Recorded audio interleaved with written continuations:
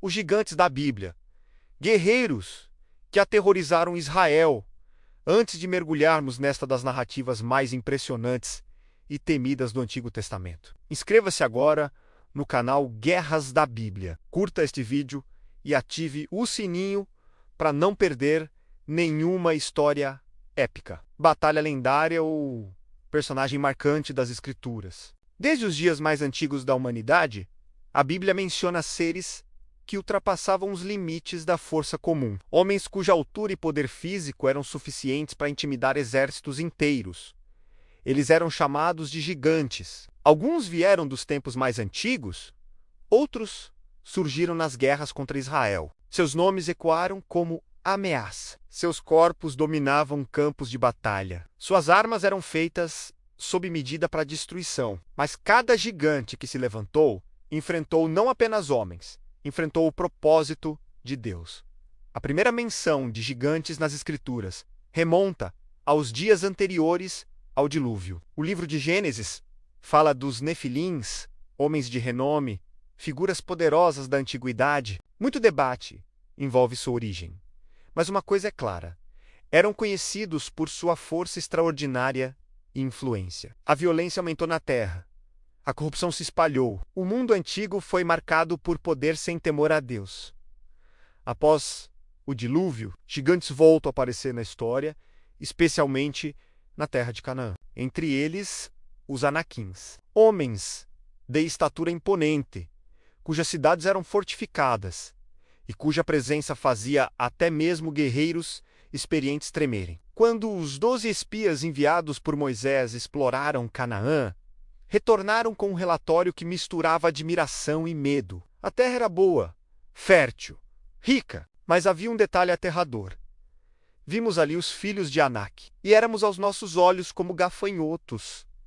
O medo não era exagero emocional, era reação diante de homens, fisicamente descomunais, provavelmente acima de 2,5 metros de altura, com ombros largos, braços longos e força devastadora. Suas armas eram proporcionais. Lanças grossas como eixo de tecelão, escudos gigantes, espadas pesadas. A presença dos gigantes não era apenas física, era psicológica. Eles simbolizavam o impossível. Entre esses povos gigantes estavam também os Refaíns e os Emins. Um dos nomes mais impressionantes entre eles foi Og, rei de Bazã.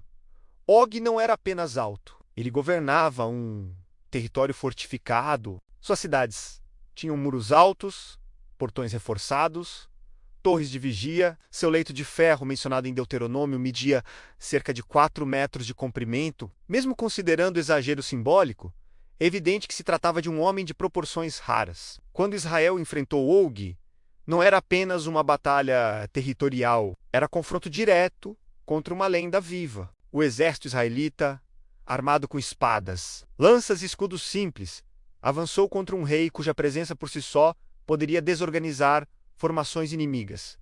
Mas Og caiu. A vitória não veio por superioridade física, mas por confiança na promessa divina. Bazã foi conquistada.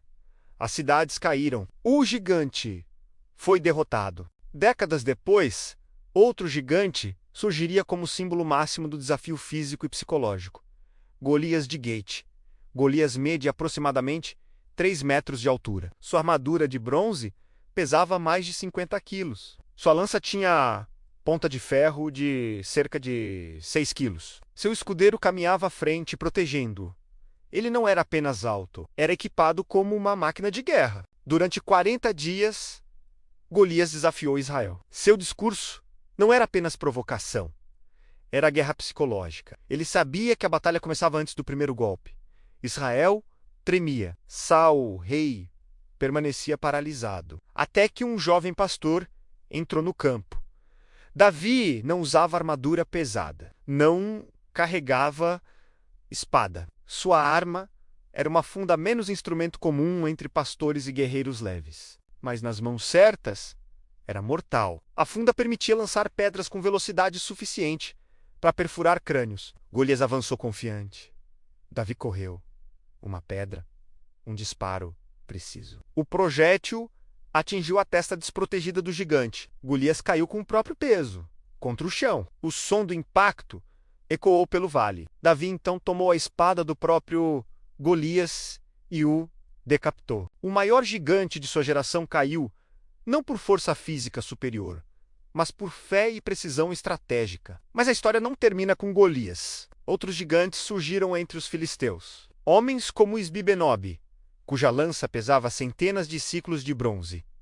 Ele quase matou Davi em batalha. O rei, já envelhecido, foi salvo por Abisai. Isso mostra que gigantes não eram raridade isolada. Havia linhagens inteiras de guerreiros de grande estatura. Outro foi Safi, derrotado por Sibecai. E ainda havia um homem com 6 dedos em cada mão e 6 em cada pé, 24 ao todo, também descendente dos gigantes. Ele foi morto por Jonatas, sobrinho de Davi. Essas batalhas mostram algo profundo.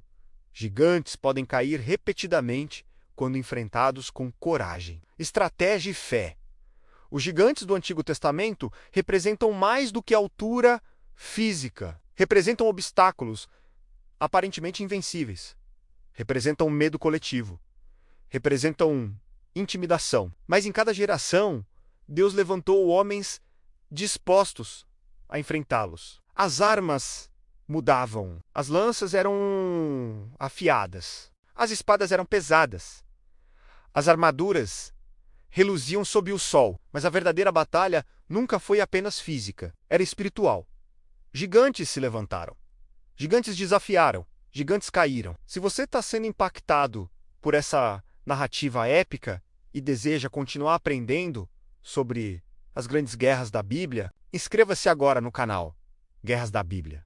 Curta este vídeo e ative o sininho para não perder os próximos conteúdos. Os gigantes eram enormes, mas nunca maiores do que o propósito de Deus. Se você gostou desta história, curta e compartilhe esse vídeo. Nos ajude a construir o maior canal de histórias, personagens e guerras bíblicas da internet.